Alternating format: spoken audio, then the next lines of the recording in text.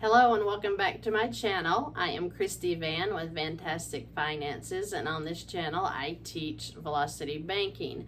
Today I wanted to do a short video on a W-4 form.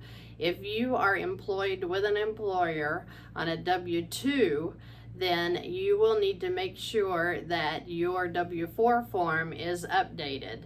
As soon as you're hired on, the employer should have you complete this form, and this lets them know how much that they are to be drawing out of your check, every paid check, whether that be weekly, bi-weekly, or monthly, that you are to pay in income tax. And we love income tax, don't we? So let's try to avoid overpaying, because if we're overpaying, then they're taking more out of our check that we could be using if we're using lines of credit that help us with our interest.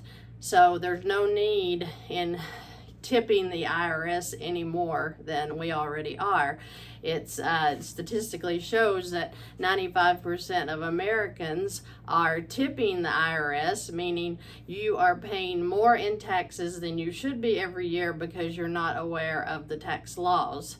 So if you are tipping the IRS, you should get with a CPA, go over your plan for your finances and see if you can find where you are letting money slide to the Internal Revenue Service of your cash that you should not be giving out to them, that you need to be keeping in your stash, whether that be a HELOC, a line of credit, or your safe. You'd rather it be there than the IRS having it. So if you will go to your employer, make sure that this form is filled out correctly.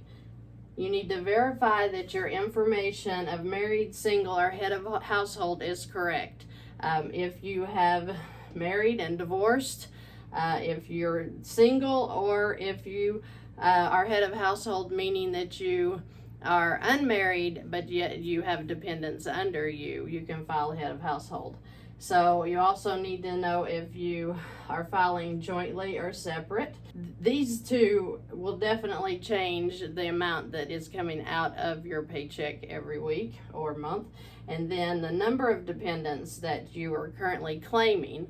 So that gives the employer the information they need to know how much in taxes needs to be coming out of your check. Like I said, if you are overpaying the IRS, you are giving them access to funds that they are doing nothing but drawing interest off of.